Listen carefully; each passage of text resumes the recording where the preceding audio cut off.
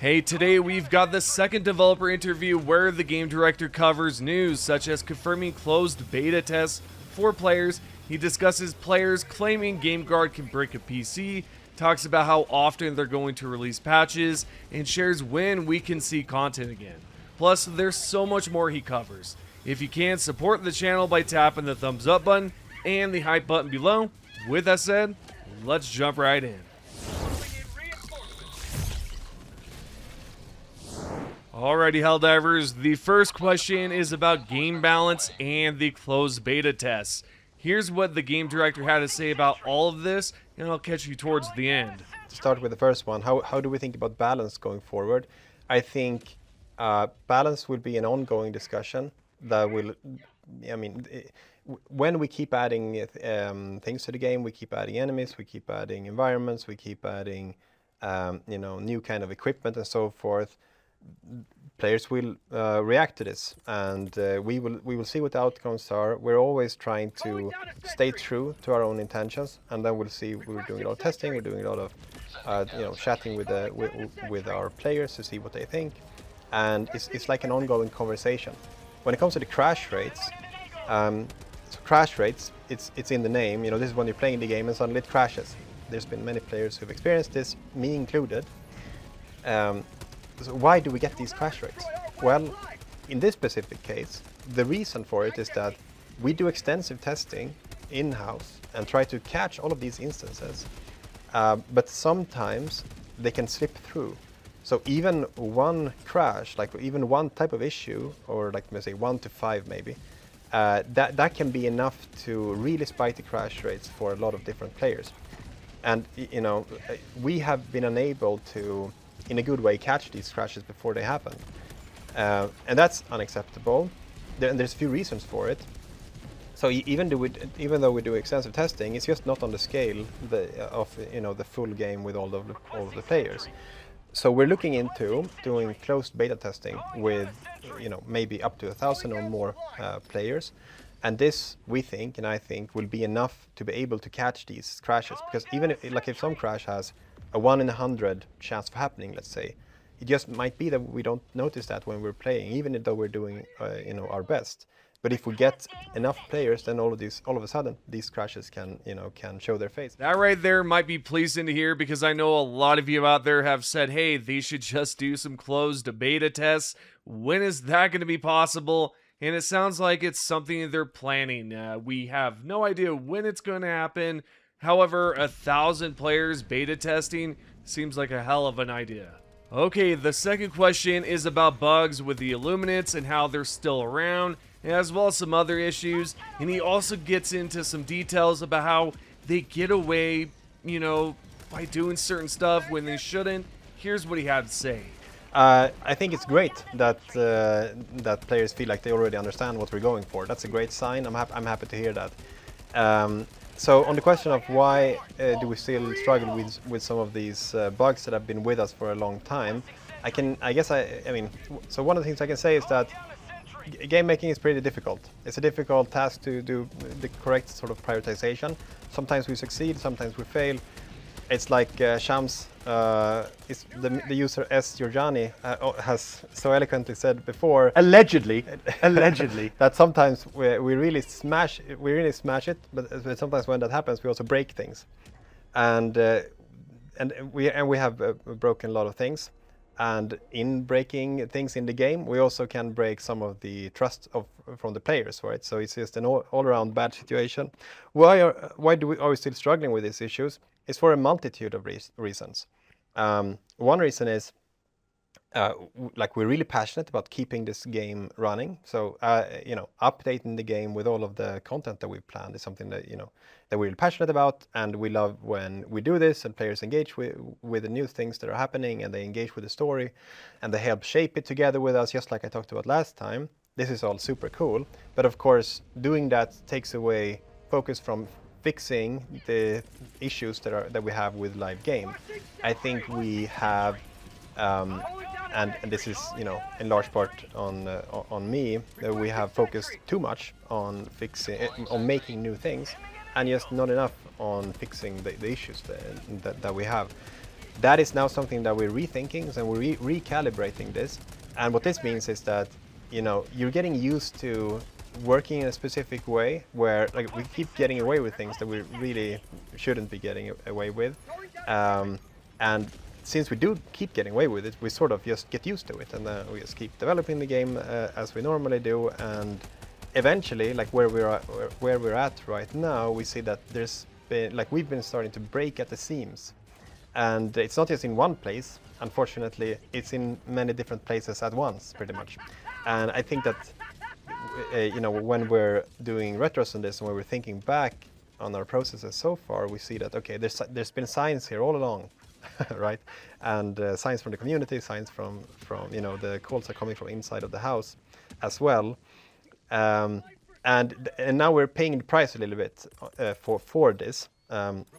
So that is why we're so focused right now on addressing this and rethinking a little bit about how we're developing the game in this sort of live service environment. We're rethinking how we're going to develop the game in this live environment to make sure that these sort of things just don't happen again. There's many areas in development where we're tightening our processes, and so we can develop the game in a more responsible way, and we will avoid this going forward. And we will reintroduce like the planned content updates that we already have. We'll try to reintroduce them in a way that doesn't cause many of the same issues that we've seen, you know, and experienced in the past. So what I believe he's referring to with them getting away with stuff is how players have continued to support Helldivers 2 through so many ups and downs. Not to mention the Steam reviews have also had their fair share of ups and downs, right? Going from positive to mixed and back and forth, back and forth. Overall, I think it's surprising because with everything that Arrowhead has gone through, if it was any other game, it would be a completely different story. Yet somehow Helldivers 2 has managed to continue on, and it's crazy. Nevertheless, the developers went on to talk about how they're going to make huge improvements to performance and discussed more bugs and issues. Okay, and then there's another issue, bugs in general. So you know, every live game will have many bugs. And these bugs can be, you know, mild annoyances all the way up into, you know, bugs that take you out from the experience and that really mess with your experience. And as I said, every live game have these bugs, and we're trying to work our way through this to get to a point where this doesn't distract from having a really good time when playing Helldivers. Currently, we're at the point where we have too many bugs and too many severe bugs. And we're really chugging through that. So this is more of a short to mid-term thing. Let's say, you know, we're talking months to address this, but every single patch that we'll do now, our goal is to decrease this bug backlog until the point where this does no longer distract from having a good time when playing the game. With the current update that we did, I know that we reduced the bug count by something like 200 bugs. Of course, that doesn't mean much for players who don't know how many bugs we have. Throwing out the number here, let's say we have something like 600 bugs and we address 200, so we're down by quite a significant amount. And we'll keep, and this is like on the severe bug front. So we keep chugging down there, and I think that players should notice a real difference with every new patch that we're doing. And we are going into, we're going now into a period, I was going to say this later, we're going into a period where our intention is to patch more often for a couple of months, to just keep chugging through these kinds of issues until we get to a better place. Thirdly, there's another issue, which is performance, which I touched on last time. So performance, now when we're talking performance, we're talking about just frames per second and FPS like drops when playing in different environments against different enemies with different loadouts and so forth. And there's a wide variety of environments and enemies and so forth and missions in the game already. Some of which are fairly performant, and others where you can see quite significant frame drops. So for example, we have our different city environments, so we have like super cities against bots, for example. That is like one of the worst offenders. So if you're playing in this environment right now, it's highly likely that you will experience, you know, significant frame drops that can have a negative effect on your play experience. And when it comes to the performance fixes that we're doing, although we have already made some improvements, I wouldn't say that they're dramatic improvements. We're talking about, like, you know, an average increase of like 2 FPS better in all environments, and that alone took a lot of effort from many of our devs. But we are exploring other options already that are a little bit more long term, that we believe can give like really huge improvements. But also on this topic of performance, I'd say players shouldn't expect dramatic improvements in the short or even mid-term, but there will be gradual improvements, and somewhere probably in the beginning of next year. So let's give it a couple of more. I don't want to give an exact date, especially don't know this for sure yet. But there will be quite big improvements coming. I mean, early next year is what we're hoping for. But yeah, let's have more of these conversations, Sean, and I'll give you the latest in the next one. If that's fine. This right here might be some good news, depending on if you have enough patience to wait until next year for things to significantly improve. But if you don't, then you're probably a bit disappointed with that news. I think it's great. It's better to address it eventually than to never address it at all. Anyway, the game director discusses next content and how often they're going to drop patches. Here's what he said. Okay, and I'm in the camp of not everyone, I think. So we also, I mean, we have a bunch of ambitious plans for what we want to do with the game, where we want to take it, how we want to update the stories that we tell to be more, interactive, allow for more player agency, develop our game master functionality even more, and so forth. There's a bunch of these plans that we have, and delaying these content updates in order to work on making the game more performant is unfortunate, because of course, best case, we will never be in this situation to begin with. We could just keep developing the game and surprising and delighting our players with all of this, very exciting, with the exciting new chapters of Helldivers. So I appreciate that there are players who support us in this and who bear with us as we sort of are working through this, so we can get to a better place that in which we can keep delivering all of the intended updates, like battling on Super Earth and defending Super Earth and so forth. But I'll say, for everyone else who thinks that this is a little bit annoying, I'm sorry about that. We'll get back to you as soon as we can, and we're looking forward to keep updating this game. Okay, great. So I touched on this a little bit, but I'll summarize again now. So with this patch that we just released, we now intend to go into a period of more rapid patching to address the issues that we feasibly can address in a short amount of time. What we're thinking about is to do patches roughly every 2 weeks for a while, and we'll see how long that period will be. And then the intention is that we'll do more content and feature updates, return to our more normal way of doing things somewhere in, let's say, November, December, somewhere there. But it all really depends on the outcome of these fixes and that we're introducing with these patches, and just how well we can improve our processes. But it won't take longer than December, but I hope it can be as soon as possible. Well, if they're aiming to roughly release a patch every 2 weeks, then that means we'll probably see an update either next week on the 4th, which is a Tuesday, or the next Tuesday, and that would be November 11th. Either way, it seems like once they're able to get the ball rolling and release a few patches, we can expect content once again, and I'm certainly excited for it once they figure out everything with the bugs and improved performance enough for players. Next up, the developers talk about their roadmap and why they can't reveal stuff that's coming on the roadmap. At least, not yet. Here's what he said. Well, okay. On the roadmap, there's stuff that I think we should be better at talking about, and then there's stuff that we don't really want to talk about. So in the sort of category of what do we want to talk about, so updating the game to address all these issues that we've talked about today, I think that we should do better of talking about like when will this happen, what should players be able to expect, and so forth, because that's not really spoiler. If we can say for when we have real certainty that okay, we know that we're working on this update that will decrease file size, for example, there's nothing wrong with making that sort of commitment and saying, at least in this sort of time period, you can expect this type of update. And we could also be talking about specific like war bonds, or even on the feature content side, we could potentially talk about initiatives from Super Earth, if we're going into the game a little bit, that players could feasibly know about, because it sort of makes sense in the universe that you would know about it.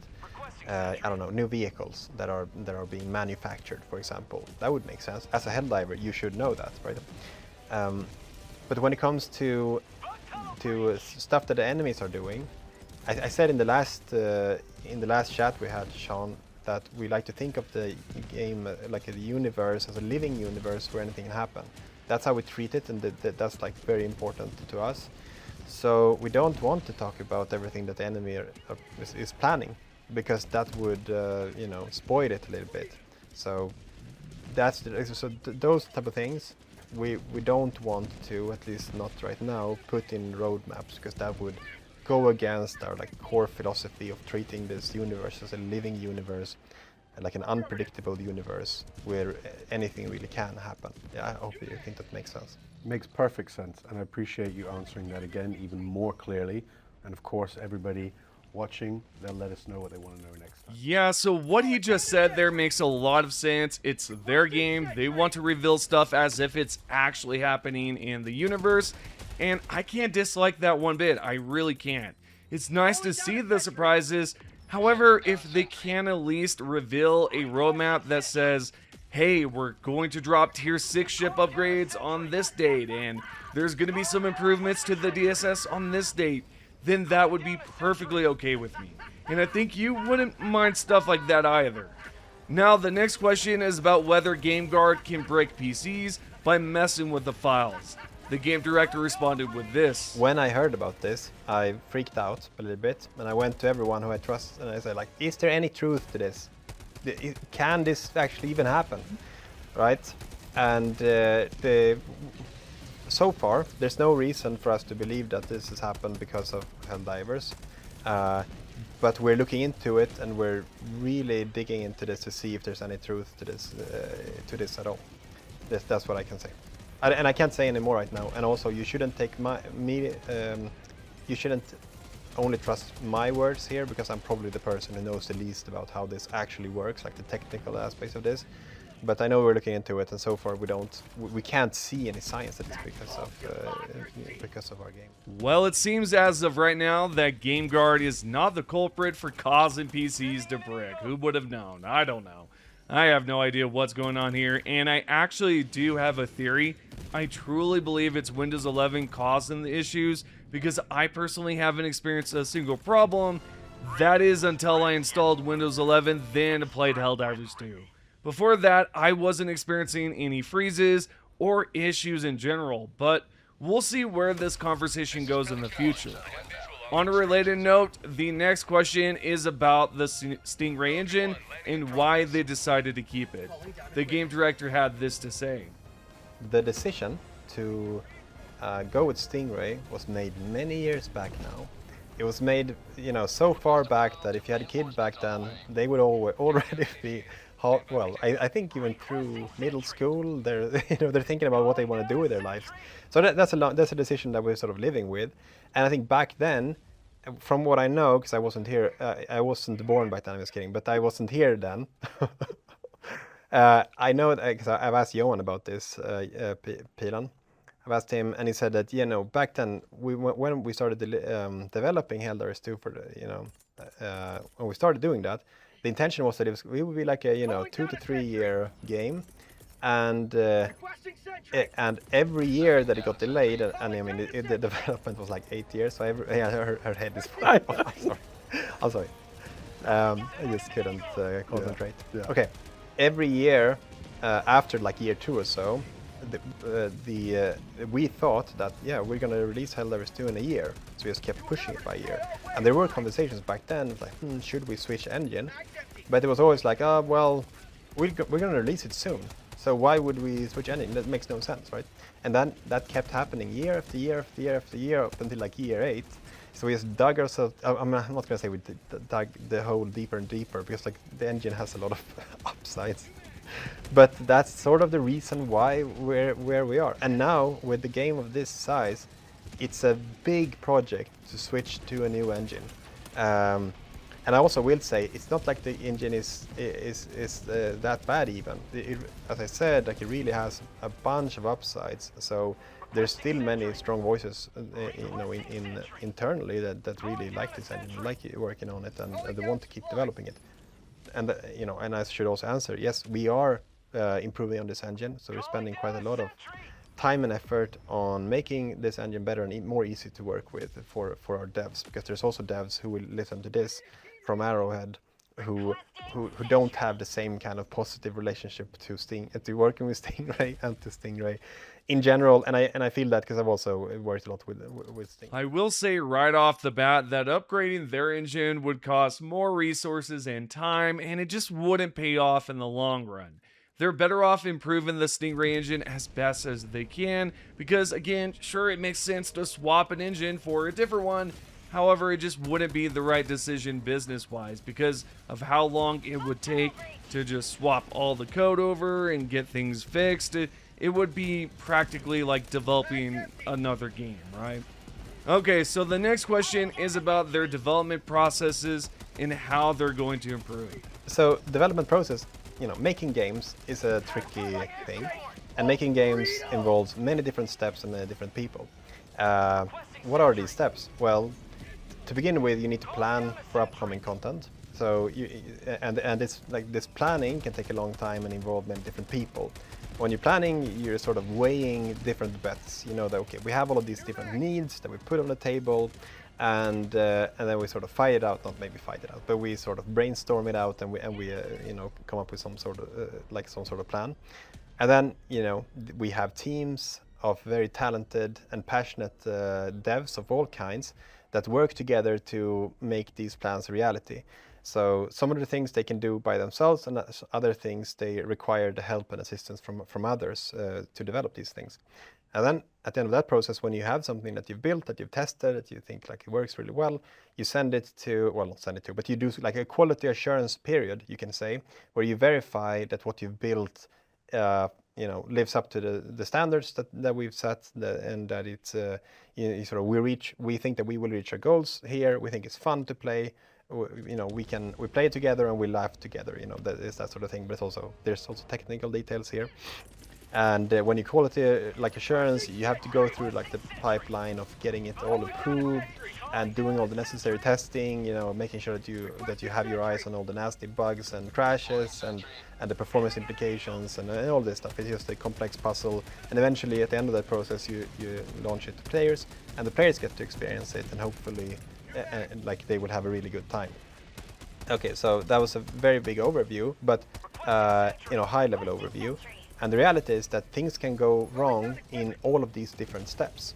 And I think that when we're talking about the normalization of deviance, as the user S. Giorgiani correctly talked about, we've noticed looking into this that we are breaking at the seams in all these different places. So on the planning stages, we noticed that okay, we're not properly taking into account exactly all of the dependencies and all of the challenges that we might face going through with all these established plans. In the development phases, there's too many dependencies on people, creating I'm not going to say needlessly complex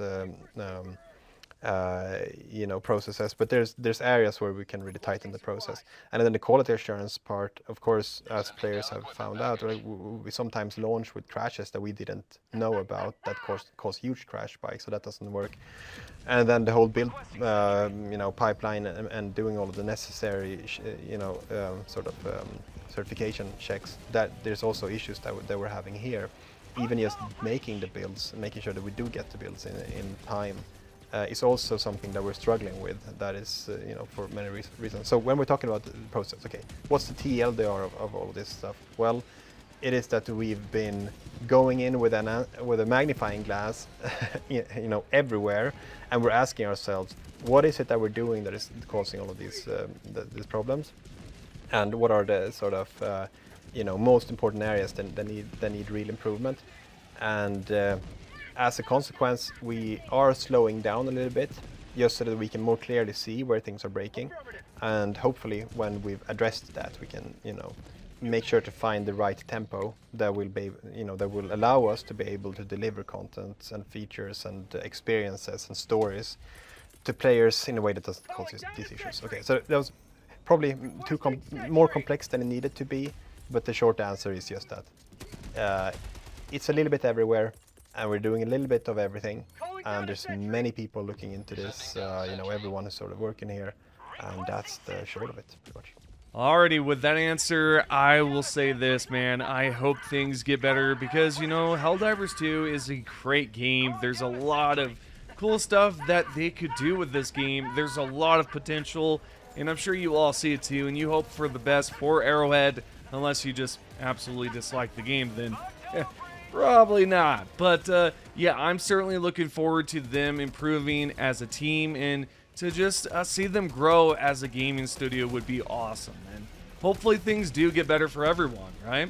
Anyways, the next question is more about performance. He gets a little bit more in depth here with the performance and whatnot, but that was what was asked during this developer interview, and here's what he had to say. I think it would be better to ask someone that's more like technical, but I'll try to give it a go anyway. There's basically, you can be like GPU bound or CPU bound when talking about performance. That just means that there's different things that can cause performance issues. And again, with performance, we're talking about like frames per second. And so for example, one way that you could like improve performance could be, for example, texture sizes on enemies or on weapons and like environments and so forth. That's not the sort of problem we have. The problem we have has to do with enemy AI, for example, and behavior, and the number of active enemies, and how they interact with the world and the player and so forth. And the only thing I know, at least from the investigations we're doing into this, is that the sort of struggles we have require quite a lot of reworking how we're building things. I don't know if this answers your question, but that's the sort of thing we're looking into. That's difficult to do, like really big wins very quickly. So we are optimizing everything. We're optimizing basically every asset in the game in order to improve performance.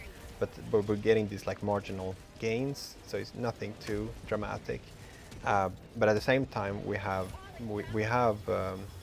coders, developers, engineers who are working on sort of improving these systems and how they're structured.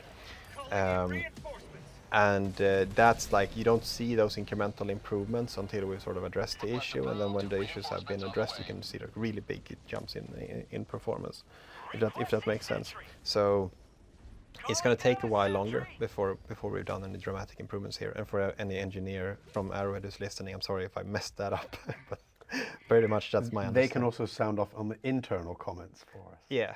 It's kind of wild that they're going through so many assets for us just to improve performance. That right there is dedication. I mean, there's a lot of assets in this game. It's incredible. So for them to do that is great to hear, because you can tell that they're really trying to improve performance and trying to give players a better experience. I'm not saying they're a perfect company. I'm not saying that every decision they make is right, because, everyone makes mistakes. Not everyone is perfect. You're going to make a mistake somewhere and things are just going to happen. But I am happy that they're trying to just go through so much effort to make things better. And that's what matters for me. Okay, so we have about 2 more things to go over. I'll just quickly run this one through. This one is about PC file sizes and what they're doing. There's a little bit more things he gets in depth here on, so let's listen in. One thing that is a hot topic for our community and also a hot topic in-house as well is PC file size. So PC file size is, it's unacceptably large right now, and our deputy tech director Brendan wrote a blog post about this, talking about like why it is so large in the first place. It's somewhere in the area of like 140 gigs, something like this. And it's weird because on Xbox the file size is down to something like 30 something gigs. So like how does that make sense? And I don't want to talk about too much of the technical details because I will get something wrong, but basically we use a different method for PC because we're not optimizing for, but we are working with well, I should say the game should be playable and enjoyable, both with players who install it on mechanical hard drives and SSDs. And it's the mechanical hard drives bit that is a little bit tricky. There's some games that don't support this for this very reason, because you have to rely on like duplicating files and so forth. So we're exploring options. We're looking into if we can have different patches for players who have mechanical hard drives and players who install it on SSDs. And if so, we could, you know, theoretically slice the size in half. And I don't know. So this is take it with a little bit of, like a pinch of salt. We'll see exactly what happens. But there's real options here to do quite big improvements in like just reducing PC install size. And I'm sure that we'll get back with more information the next time we do one of these, but at least I want everyone to know that we're looking into it. And I agree that it's a little bit on the side of unacceptably large right now. This right here I absolutely love, and to be honest, if they can actually make it happen to where, you know, hey, if you have an SSD, you can download the smaller patch. If you have a hard drive or hard disk drive, then you're going to download the larger file sizes. That makes sense to me. I like the idea. Are they able to do it? Maybe it sounds like it from the way he was talking, but honestly, who knows? Hopefully we receive some word on this in the future. If so, I'll be sure to let you know what goes on. Finally, what we have next is the developers actually address all the questions, like why did they go over some softball questions? How come there wasn't anything that was well worth talking about? Yeah, I think so. In the last video, the main thing that we wanted to communicate was that we are going to slow down temporarily on some of the planned content and feature updates in order to focus on build quality.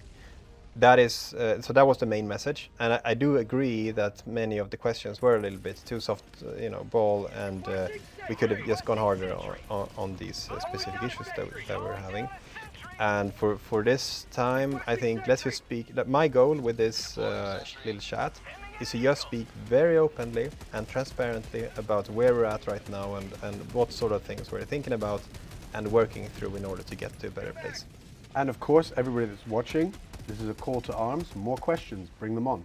We're going to keep going. We're going to be here answering. There you go. That's pretty much the interview. Now, what I did here is I actually cut down this clip by like 6 to 7 minutes. So that way you get the information you want to know about. There's all the timestamps down below. And my overall thoughts is I think this interview was way better. And mainly it's because, well, they answered some questions that you guys asked. It wasn't just from the guy on the right. It was questions that the community wanted to know about. And they went through it, they answered it, and this interview was way better, way more in depth. There was things we actually wanted to know about, and man, great interview. So with that said, hope you have enjoyed today's video. If you have, consider tapping the thumbs up button, subscribing, and turning on notifications. Don't forget to tap the hype button, and I appreciate everyone that has stopped by. Thank you so much, and I'll see you in the next one.